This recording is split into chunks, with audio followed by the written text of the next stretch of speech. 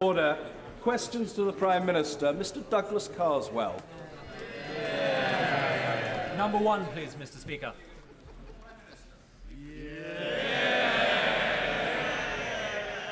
Mr. Speaker, I'm sure the whole House will wish to join me in paying tribute to the soldiers who've died in Afghanistan in the last week. From 40 Commando, Royal Marines, Corporal Stephen Curley and Marine Scott Taylor. From the 4th Regiment, Royal Artillery, Gunner Zach Cusack. These were men of outstanding courage, of skill and of selflessness. We must never forget their sacrifice. Mr. Speaker, the House will also be alarmed and shocked by the events unfolding in Cumbria today. Police were called to Whitehaven at 10:35 this morning after shots were fired by a man, and I regret to report that a number of people have been shot and that at least 5 people have died. I can confirm that the body of a gunman has been found by the police. The Chief Constable of Cumbria is working closely with other forces and other emergency services to ensure a coordinated response to these rapidly moving events. The government will do everything it possibly can to help the local community and those affected and to keep the House informed. A full statement will be made to Parliament tomorrow. When lives and communities are suddenly shattered in this way, our thoughts should be with all those caught up in these tragic events, especially the families and the friends of those killed or injured. Mr. Douglas Carswell. Mr. Speaker, all parties in this House will welcome the Coalition's proposals to eliminate quangos and to shift power away from unelected functionaries to elected representatives. The biggest quango of the lot is, of course, the other place, a legislative chamber largely appointed by the executive. Will my right honourable friend confirm that he will bring forward proposals in the next 12 months to make all our lawmakers accountable through the ballot box? Well, I'm grateful to my honourable friend for asking that question. I don't always give him I don't always give him answers that make him happy, but this time I can. There will be a draft motion by December which the House can vote on. I've always supported a predominantly elected House of Lords. I'm delighted that agreement has been reached on the coalition programme. I can already hear what a challenge around the House it is going to be to achieve the consensus that we need, but I hope that after all the promises of reform, this time we can move towards a predominantly elected second chamber. Harriet Harman. Mr. Speaker, can I join the Prime Minister in paying tribute to Corporal Stephen Curley and Marine Scott Taylor from 40 Commando, Royal Marines, and to Gunner Zach Cusack from 4th Regiment, Royal Artillery. As the Prime Minister said, they were brave men who died in the service of our country. We must never forget the sacrifice they made. And can I strongly support what the Prime Minister has said about the dreadful shootings in Cumbria? We offer our deepest sympathies to the families of those who've been killed and our strong support for the police, the emergency services and the local communities in Cumbria. Mr. Speaker, can I ask the Prime Minister about the Israeli interception of the Gaza flotilla?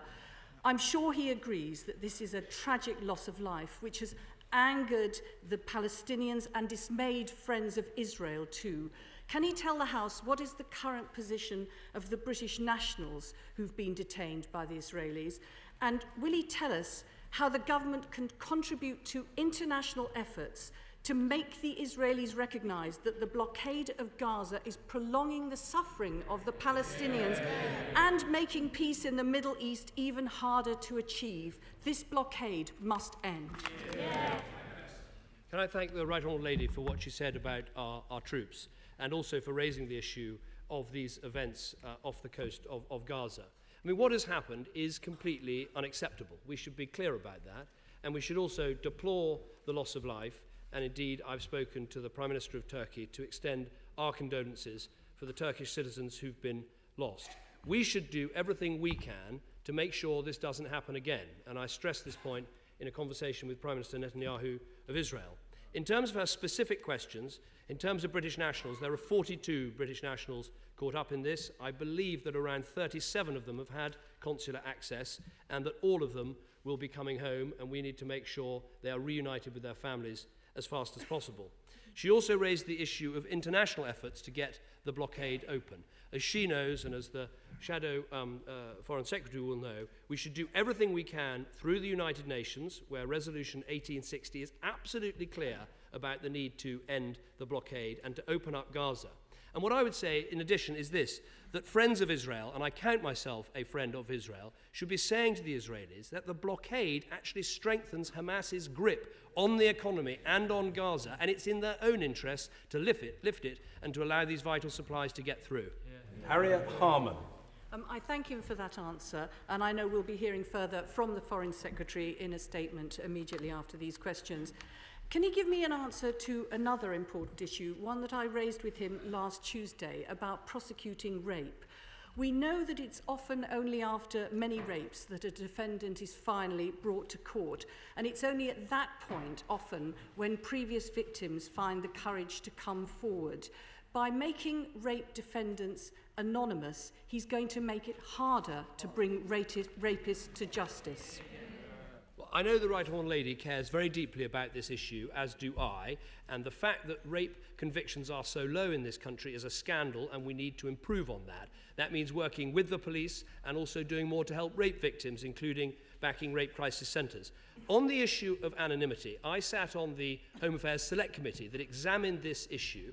It was, of course, a committee in the last Parliament dominated by Labour members, very ably chaired by Chris Mullin. We came to the conclusion that there was a case for saying that between arrest and charge there was a case for anonymity. The coalition agreement mentions this issue of anonymity, and we will, of course, be bringing forward proposals which the House can then examine and debate. But I think there is a case for this to happen. But I understand what she says, that it is important that the publicity around a case can help bring other people who have been raped forward. So I understand her case, but I think this does represent a good way forward. Harriet Harman. Well, I welcome his recognition of that first point, but doesn't he also recognise that to single out rape, which is what he's proposing to do, to single out rape defendants sends a very powerful message to juries in rape cases that the rape victim is not to be believed, and it sends a devastating message to rape victims that uniquely of all victims, they are not to be believed. Well, I don't accept that. I mean, the Home Affairs Select Committee looked at this very carefully and came to the conclusion that in this case there was a case for extending anonymity. Also because in rape cases, obviously those that have been raped have anonymity themselves, and that was the case for this limited extension. But we will be bringing forward proposals that can be debated and discussed in the House of Commons. We all want the same thing, which is to increase the number of successful rape prosecutions and to send more rapists to jail. That's what this is about. Harriet Harman. Well, I'm sorry, Mr. Speaker, but I think that is a disappointing answer because he shows no understanding of the progress that's been made on prosecuting rape, and he doesn't realise how seriously this will turn the clock back. Can I turn to another area where I believe the government should reconsider, and that's the married man's tax allowance. It would only go to 1 in 3 married couples. It would cost £500 million a year. Can you tell the House how that would contribute to cutting the deficit? Well, I'm an unashamed supporter of families and supporters of marriage. And I simply don't understand why so many other European countries, and I often remember being lectured from the other side of the House about how we should follow European examples, so many other European countries recognise marriage in the tax system, and yet we don't. So this is an issue I believe we should bring forward proposals to recognise marriage in the tax system. It's proposals that in our happy coalition they will have the right to abstain on, I'm happy to say.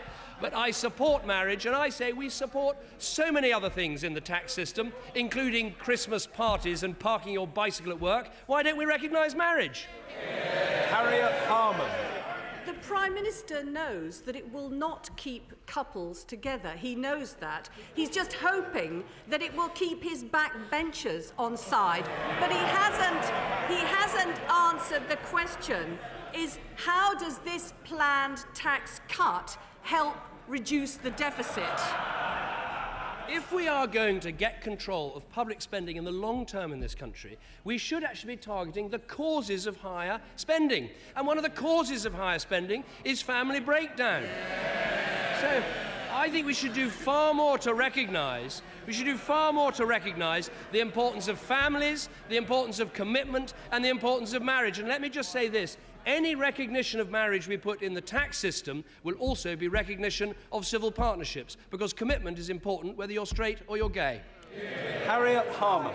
So he's seriously saying he expects us to believe that he thinks that a £3 a week tax break, which will cost the Exchequer £500 million a year, will help keep families together. No wonder the Deputy Prime Minister is sitting so quietly by his side, because on this one, Nick agrees with me. We don't need it, it won't work, they should drop it. I'm afraid the right honourable lady has a slightly short memory, because when she was sitting over here, an enormous recognition of marriage in the tax system was introduced by the Labour government in, wait for it, inheritance tax.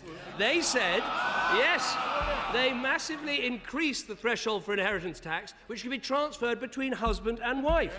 Well, if recognising marriage in the tax system is such a good thing for the better off, why don't we do it for the less well off? Sir Alan Beef.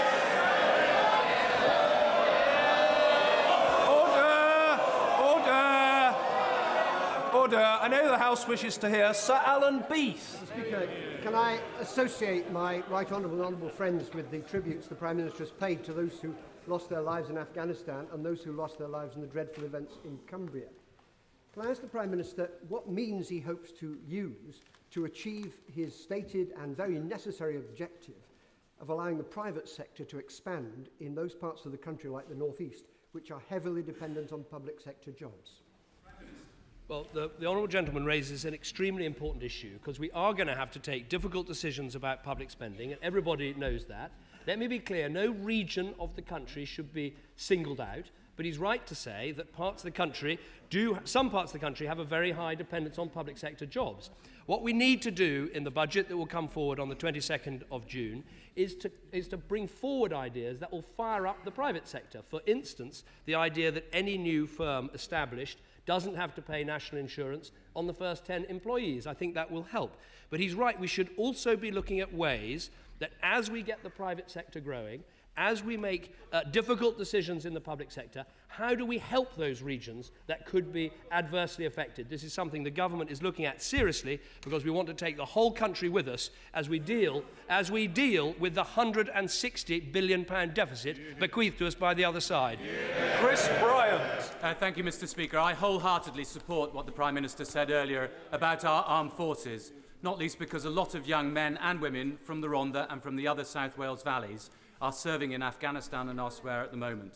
He will know that one of the most important things to protect our armed forces is to make sure that they have the best training, technically and in military expertise, that is possible. Will he, therefore, commit himself and his government unambiguously today to the new Defence Training College in St Athan in South Wales, which would save lives in our armed forces and provide 5,000 jobs in South Wales? I'm grateful for the honourable gentleman's question. I mean, everyone who has spent time in South Wales and spent time with the military know that there is an incredibly strong case for the St Athan Defence Training Establishment. I've heard that case on all the visits that I have made, but he will understand that we have got to have a proper strategic defence review. We haven't had one since 1998, and everything has to be included in that review. But I would just say this to him. If he feels so strongly about this, and given that he was in the last government, there was the opportunity to give that project the go-ahead before the election, and they didn't do it. Mr. Adam Holloway. Thank you, Mr. Speaker.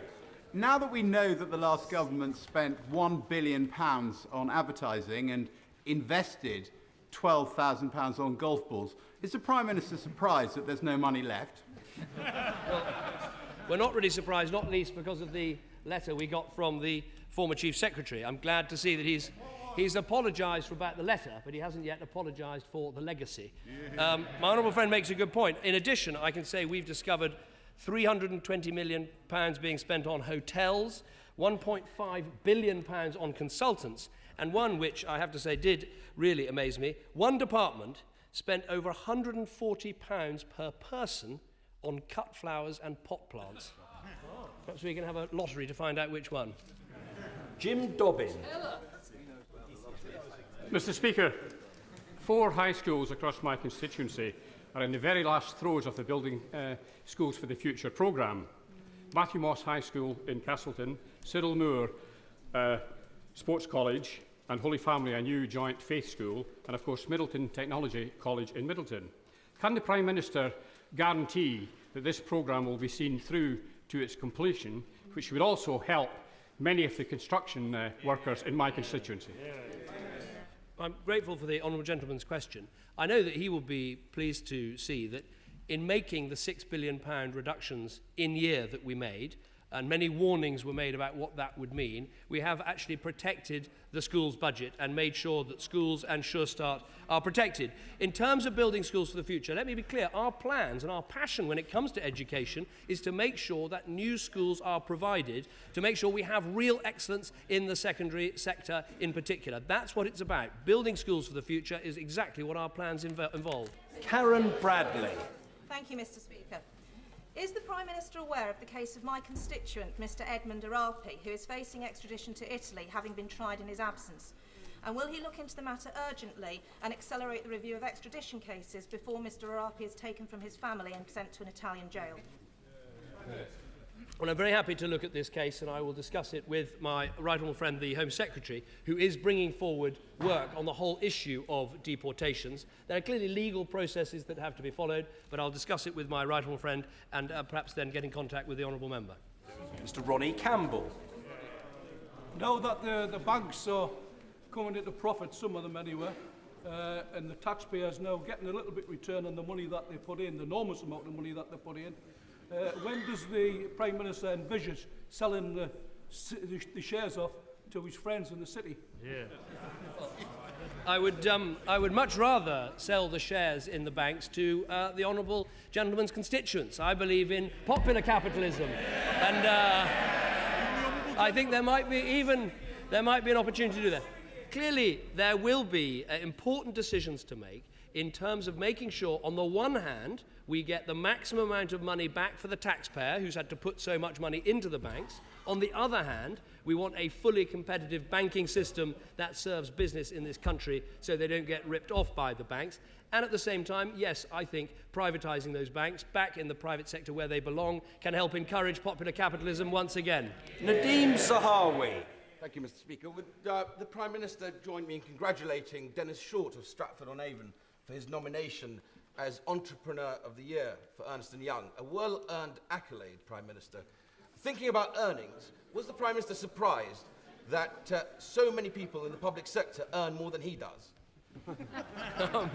I join my honourable friend congratulating the gentleman he refers to. On the issue of transparency on pay, I think this is an important principle. It's good for democracy, it's good for accountability to see how much people in the public sector are earning, and I also think it will help us to control public spending. When people see how much people are paid in the public sector, the pressure will be on to keep top pay levels down. And while saying that, I think it would be worthwhile, and we are holding a review to get this done, to have a maximum multiple of 20 times earnings. You shouldn't have people at the top of a public sector organisation earning more than 20 times than people at the bottom. And it's going to be that sort of progressive idea that we're looking forward to putting forward on this side of the House. Yeah. Tony Perkins. Does the Prime Minister share the concerns of 2 school teachers from Chesterfield who came to see me this weekend, that children from areas that have got greater deprivation are going to suffer disproportionately from the 10,000 university places he plans to cut? Yeah.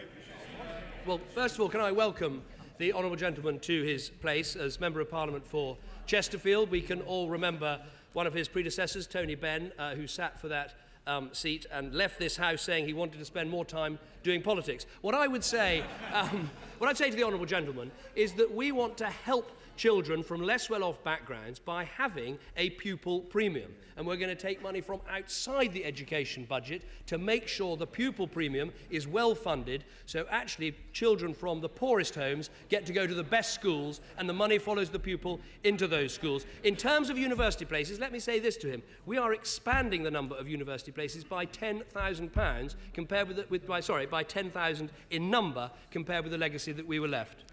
Mr. Peter Bone. Thank you, Mr. Speaker. Could I press the Prime Minister a little further on excessive pay?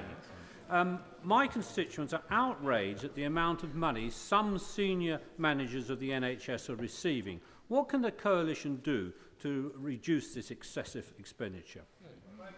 Well, I think my honourable friend makes a very good point. The first thing is by having transparency, for the first time, we're able to see who is earning what in the public sector. And I think that will actually cause pressure on top people's pay in the public sector to keep that pay level down. That's the first thing. But in the NHS specifically, as he knows, our plans are all about removing the centralised bureaucracy, partly by removing so many of the centralised targets that have caused that bureaucracy to grow. So our ambition is to make sure the people at the front line, the nurses, the doctors, the people involved in clinical care, that's where the priority is, instead of the endless increase in management that we've seen in recent years. Bridget Phillipson. Thank you, Mr. Speaker. Many of my constituents are employed by Nissan and in supply chain jobs. Could the Prime Minister confirm that the £20 million grant awarded to Nissan under the previous government in March will be honoured in order to develop the next generation of electric cars? Can I welcome the Honourable Lady to her place and say I too have visited the Nissan plant near Sunderland, and it is an absolute wonder to see that incredible investment that's gone in there and the many jobs that have been created, not just at that plant, but also in the supply chain. I want to see electric cars being developed. When I was at Nissan, we discussed that specifically. In terms of the grant, I don't have a specific answer for her. I will... But it's a funny old thing, you know, I'm going to give accurate answers rather than make them up on the spot. I'd be delighted to let her know about it via a letter as soon as possible. Thank you. Neil Carmichael. Mr. Speaker, noting the very high standards of professional care in Stroud and the NHS, can the Prime Minister lend his support to the Stroud maternity unit?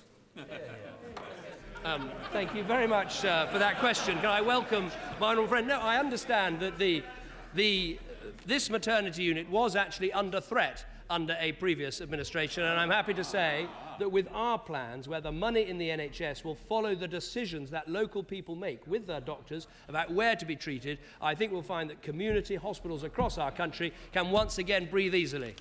Mr. Nigel Dodds. Can I associate my right honourable and honourable friends with the tributes to our fallen heroes in Afghanistan that was made earlier?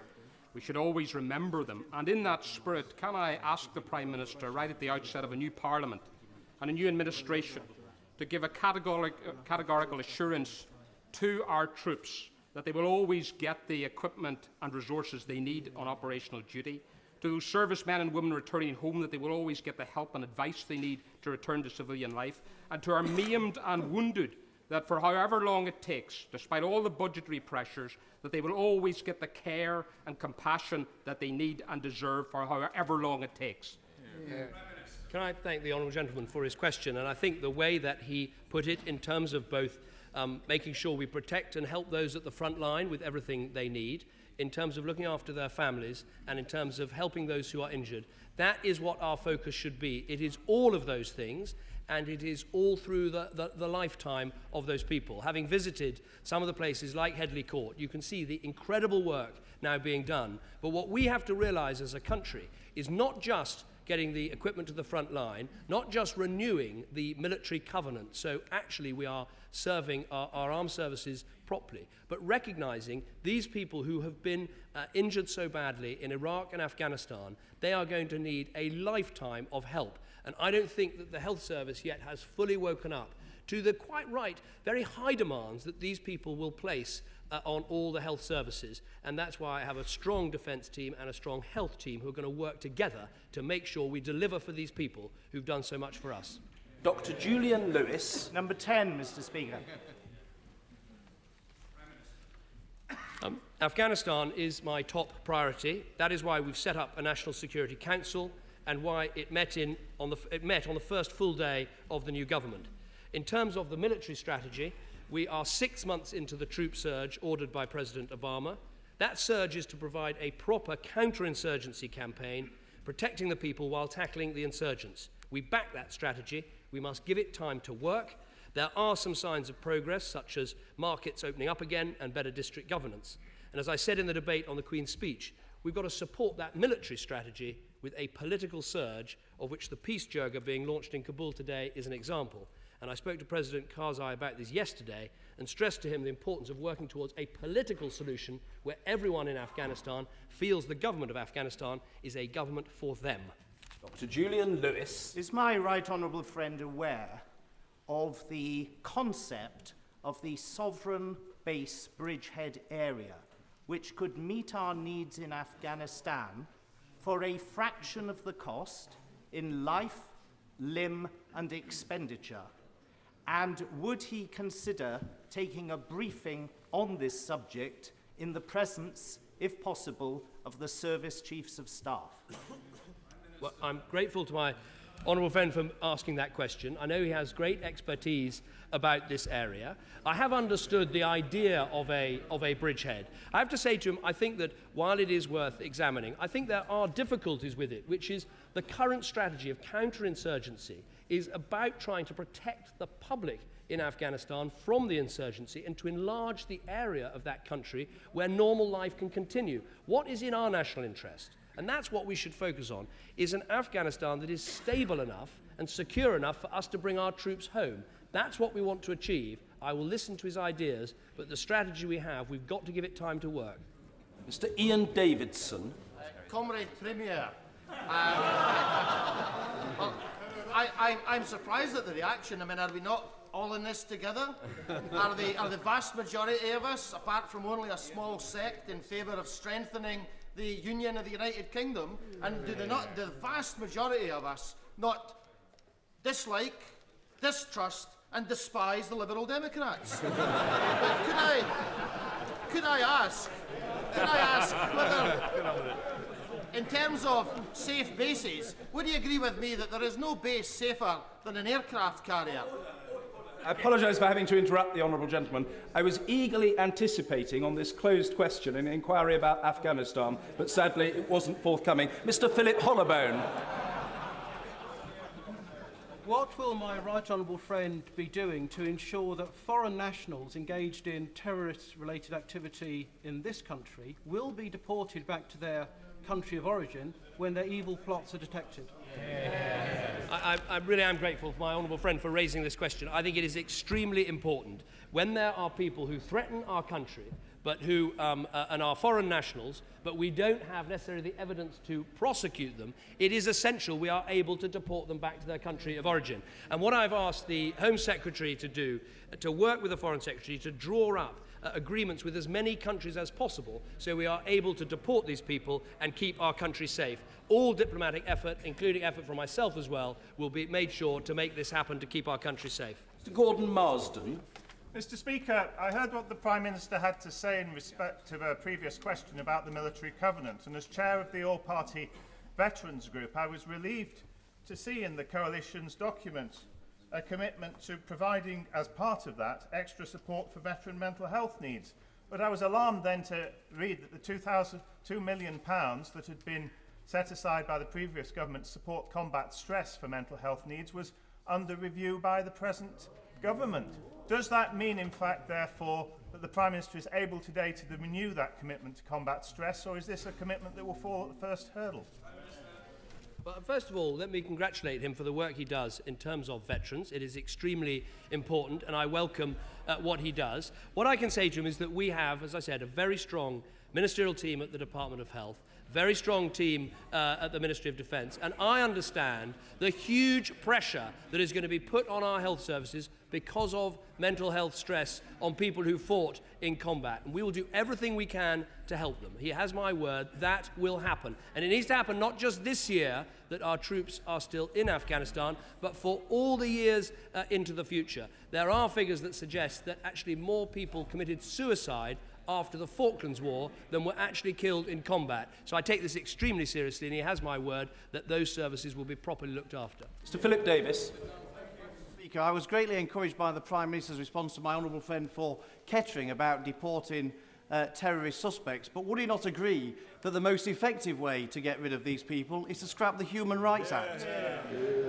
Well, my honourable friend, as so often, is going to tempt me. He knows very clearly, my view is very clear, that we'd be better off with a British Bill of Rights rather than the Human Rights Act, and that is being examined. But I have to say to him, enthusiastic though I myself am for that policy, actually what's really needed for urgent action is individual agreements with countries like Pakistan to get a guarantee that people we send back there will not be mistreated. Now, with countries like Pakistan, we should be able to achieve that. We are a major aid donor. We are a major partner. We should be able to encourage them to give us that guarantee so we don't have to keep foreign nationals in our country that threaten to do us harm. Ian Mearns. Mr. Speaker, thank you very much. I welcome the Prime Minister's recognition of the progress made in the North East economy.